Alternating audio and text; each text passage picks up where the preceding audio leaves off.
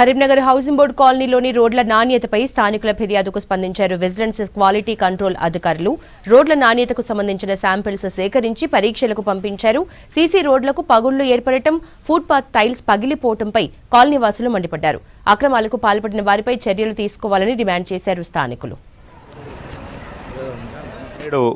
కరీంనగర్లో చూసుకుంటే smart city నిధులు కేంద్ర ప్రభుత్వం ప్రకటించింది కాబట్టి ప్రతి సంవత్సరం 100 కోట్లు రావడం జరిగింది.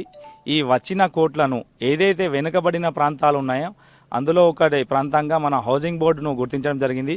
ఈ హౌసింగ్ బోర్డులో ప్రతి ఇంటర్నల్ రోడ్స్ కానీ మెయిన్ రోడ్స్ కానీ వేయడం జరిగింది. 30 feets 40 feets roads 50 feets roads పార్కులు కానీ ఈ ఆధునీకరణ కూడా చాలా మంచి అవకాశం వచ్చారు. కానీ ఇక్కడ ఏం జరిగిందంటే వేసిన టైల్స్ ఒక 2 ఇయర్స్ కూడా కాలే 3 ఇయర్స్ కూడా కాలే వేసిన టైల్స్ ఉసిపోతున్నాయి.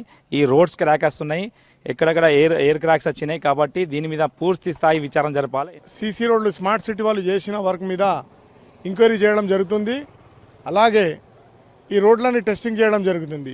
నాణ్యత లేని వర్క్ చేసిన కాంట్రాక్టర్ మీద ఎట్లయినా చర్యలు తీసుకోవాలని విజిలెన్స్ వాళ్ళని కోరడం జరిగింది. అలాగే మీరు చూడొచ్చు హౌసింగ్ బోర్డులో వేసిన టైల్స్ కూడా వెళ్ళిపోతుంది. అది ఏం వర్క్ చేసిరు ఈ స్మార్ట్ సిటీ వాళ్ళు? అది నీతి నిజాయితీ మీద పనిచేయలే, నామకే పని చేసిరు కానీ పక్కడ బందీతోటి పనిచేయలే. దానిపై మేము విజ్ఞప్తి చేస్తున్నాం. దానిపై పూర్తి విచారణ జరిపించి ఈ కాంట్రాక్టర్ స్మార్ట్ సిటీ కాంట్రాక్టర్ని బ్లాక్ లిస్ట్లో వేయాలని మేము విజ్ఞప్తి చేస్తున్నాను.